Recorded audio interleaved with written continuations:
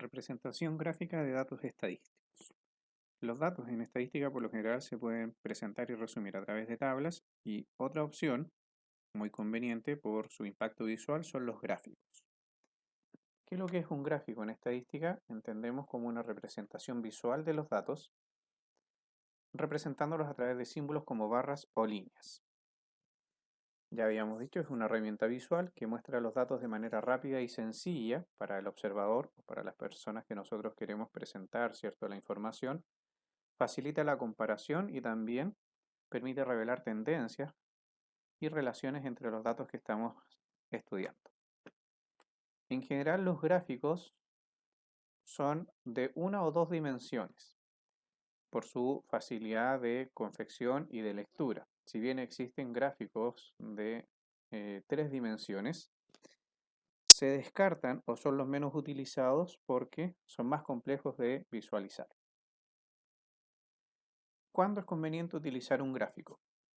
Cuando queremos mostrar comparación entre datos o entre variables, si queremos representar cambios a lo largo del tiempo, distribuciones de frecuencias, cuando lo queramos asociar también un poco al estudio de las probabilidades, para estudiar también cuando hablamos de distribución de frecuencias del comportamiento o de la forma de la gráfica, correlación, cuando queremos ver si una variable influye en la variación de la otra a través de gráficos de correlación, y también cuando queremos mostrar una parte relativa de un todo, es decir, una proporción o un porcentaje dentro de un todo. Por ejemplo, cuando utilizamos gráficos circulares. Para diseñar un gráfico debemos considerar el público objetivo, es decir, a qué público va a ir destinado nuestro gráfico. Podemos considerar aspectos del público objetivo como el dominio que tienen sobre el tema, el dominio que tienen sobre los tipos de gráficos para facilitar, ¿cierto?, la interpretación de este. Determinar el mensaje que se quiere comunicar, qué queremos mostrar a través del gráfico. Una correlación de datos, una variación en el tiempo, una proporción o un porcentaje, son aspectos que debemos considerar para poder seleccionar el gráfico adecuado. Y también determinar la naturaleza del mensaje. Nuevamente, el tipo de variable que estoy considerando, si es una proporción, si es una variación de tiempo, una correlación. Entonces también son puntos que debemos considerar para diseñar un buen gráfico. ¿Cómo seleccionar el gráfico apropiado? ¿Ya? No todos los gráficos me sirven para todas las situaciones que queremos representar. Un primer punto a considerar y el más relevante es que el gráfico debe estar asociado al tipo de variable que queremos presentar. Si nuestra variable es de tipo cualitativa, nos conviene utilizar uno u otro gráfico. Si las variables son cuantitativas discretas, lo mismo. Y si son cuantitativas continuas, también. Es decir, además de los puntos antes mencionados, debemos tener como foco cuál es la variable que estamos utilizando dentro del problema, para conocer la naturaleza de los datos. Por lo tanto, a continuación vamos a ver una representación, un ejemplo de los principales gráficos que podemos utilizar para la representación de datos estadísticos. El primero de ellos, el más común, es el gráfico de barras o de columnas, ¿ya?, que es el más simple de dibujar y de leer, es el más común, ¿ya?, y nos permite comparar frecuencias o los valores de las distintas categorías. Por ejemplo, en este caso estamos viendo un gráfico de barras. La diferencia cuando es de columnas, que por supuesto las columnas van hacia arriba. ¿Y cuál es la ventaja del gráfico de barras cuando están dispuestas de manera horizontal? Que el texto, en este caso, como la variable es cualitativa, es un texto, me permite leerlo de una manera mucho mejor. Y acá abajo tengo, en este caso, corresponde a los porcentajes. También podemos ocupar un gráfico de barras apiladas que nos permiten comparar las partes de un todo en proporción o en porcentaje. Por ejemplo, en este gráfico podemos entender que el 15% del profesorado en Irlanda, ¿cierto?, entre el 2005 y el 2006 en primaria corresponde a hombres, mientras que el restante 85% corresponde a mujeres. Lo mismo podemos analizar para los otros niveles de educación. Es decir, no solamente puedo utilizar el gráfico circular para mostrar partes de un todo, también se utilizan, ¿cierto?, el gráfico de barras apiladas. Gráfico circular también nos muestra las partes de un todo. Pasamos la información a porcentajes y lo podemos interpretar, ¿cierto?, fácilmente.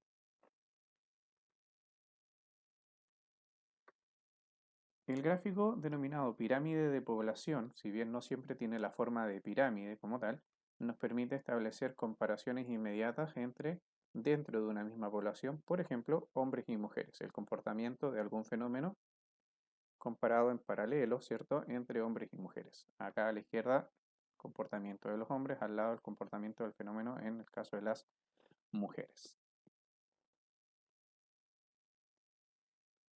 El gráfico de líneas es también uno de los gráficos más sencillos y comunes. Nos permite sobre todo comparar comportamientos o tendencias, ¿ya? Muy útil para las líneas de tiempo del análisis del comportamiento de distintas variables, por ejemplo acá en tres países distintos. La tasa de desempleo en tres países distintos. Los puedo comparar a través de un gráfico de líneas los tres.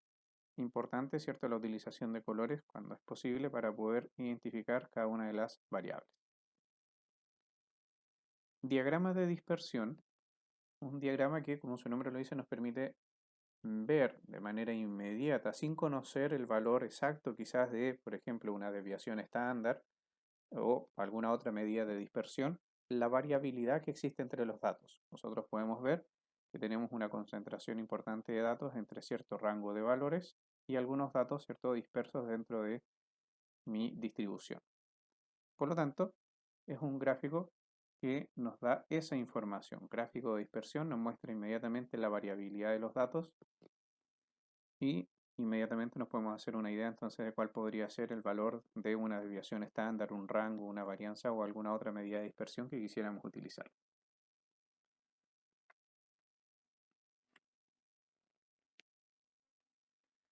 El histograma es una variación del gráfico de columnas o de barras que vimos al inicio. ¿Cuál es la diferencia? Estamos pensando en una variable de tipo continua, ¿ya? Por eso las barras van pegadas, no hay espacio entre una y otra, se puede construir si estamos pensando en una tabla de frecuencias con intervalos a través de la marca de clase o los límites reales de los intervalos. Entonces nos permite visualizar la tendencia central y la dispersión. Y la forma de la distribución. Este gráfico es bastante completo, nos permite ver entonces no solamente la forma de la gráfica, sino que la dispersión a hacer un análisis acerca del comportamiento de las medidas de tendencia central y de la distribución de los datos. Asociado también a este tipo de distribuciones, aquí me disculpan lo poco borroso que se ve la información, el polígono de frecuencias nos entrega. Acá, si ustedes observan la tabla, de 190 a 196, 196 a 202, pero los datos que están acá son 193, 199, 205, es decir, el polígono de frecuencias está construido con las marcas de clase de cada intervalo o el representante de clase de cada intervalo y sus frecuencias. ¿Por qué se llama polígono? Porque en realidad se construye muy similar al gráfico de líneas, sin embargo, se llama polígono porque cerramos ya la región poligonal que está marcada por las frecuencias, por las líneas que hemos delimitado por las frecuencias. Entonces acá agregamos una marca de clase inicial previa, sería 187. ¿Sí? Imaginamos que tenemos un intervalo anterior al del 190 al 196, su marca de clase sería 187. Y lo mismo hacemos posterior al intervalo de la marca de clase 229. Agregamos una marca de clase final para cerrar. Por supuesto, la frecuencia en ambos casos de esos intervalos que hemos creado es 0, por eso se cierra el polígono con el eje horizontal, formando esta región poligonal que queda encerrada entonces por las líneas que marcan las frecuencias. Es común observar a veces el histograma junto con el polígono de frecuencias en uno solo. Se marcan en el mismo histograma anterior, podemos marcar las marcas de clases, los puntos medios de cada intervalo y trazar las líneas para hacer los dos gráficos en uno solo. Otro gráfico menos común es el gráfico de tallo y hoja, que se construye a través de un análisis de los datos. Vamos a seleccionar como tallo el valor inicial, que en este caso sería el valor de la decena, y como hojas, esos serían nuestros tallos, y las hojas son los números de las unidades. Por lo tanto, por ejemplo, el 61 corresponde a ese dato que está ahí, el 66 corresponde al siguiente dato y el 64. Ahí tenemos el 64. El 7, entonces vemos que la mayoría de nuestros datos va a estar entre 70 y 79. Tenemos el 78, el 70, el 74, 72. De esa manera leemos un gráfico de tallo y hoja. Por lo tanto, el gráfico de tallo y hoja representa la misma información que tenemos en los datos no agrupados, como están presentados acá arriba, pero de una manera más ordenada y resumida.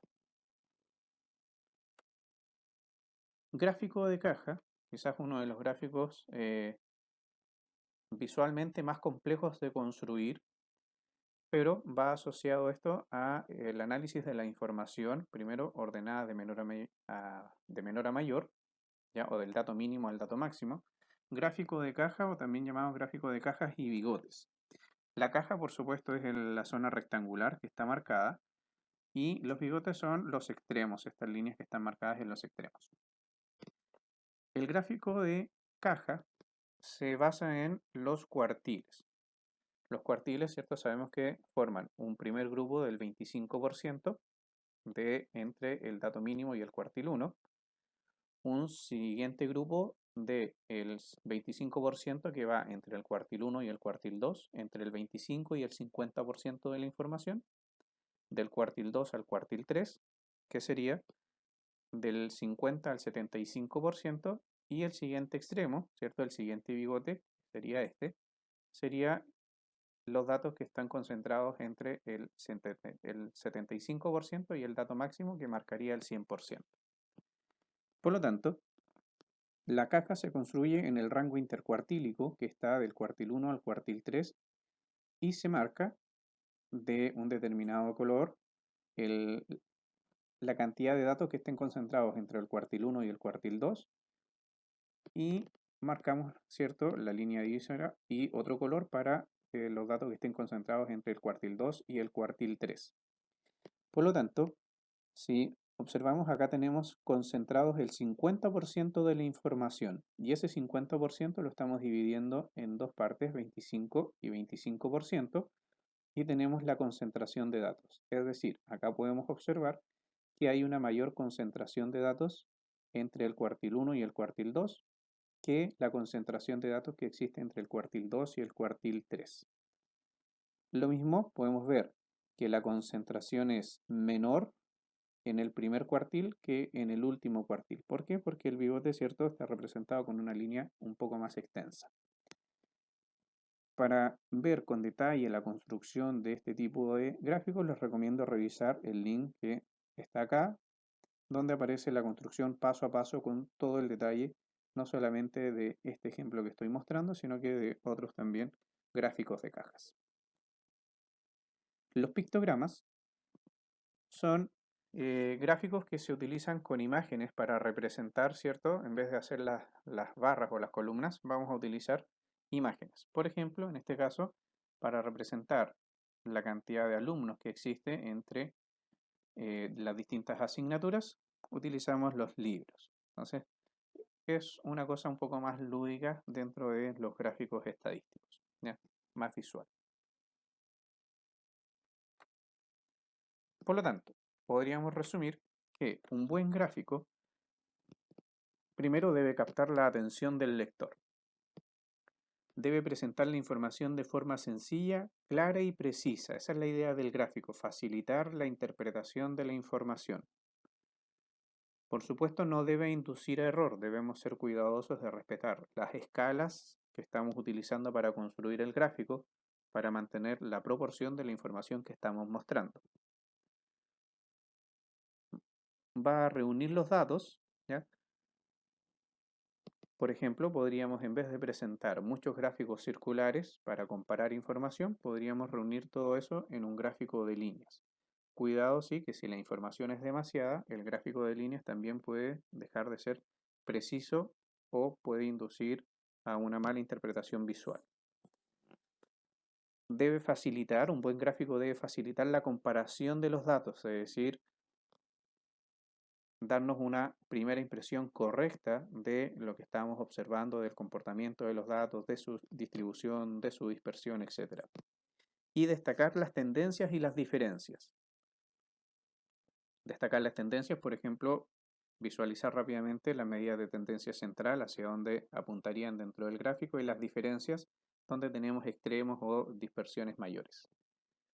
Y por supuesto debe ilustrar el mensaje o el tema que estamos abordando y la conclusión o la información que queremos representar en nuestro gráfico.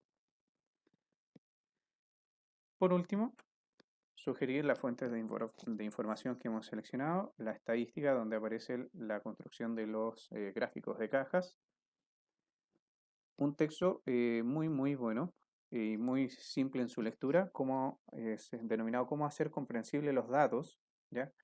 Parte 2 de las Naciones Unidas, ya de la Comisión Económica de las Naciones Unidas, que lo pueden descargar en el link que aquí aparece. Y por último, también acá información donde aparece con detalle la construcción y la explicación de los histogramas. Bien, con esto entonces hemos revisado los principales gráficos que podemos utilizar para hacer la representación de datos estadísticos.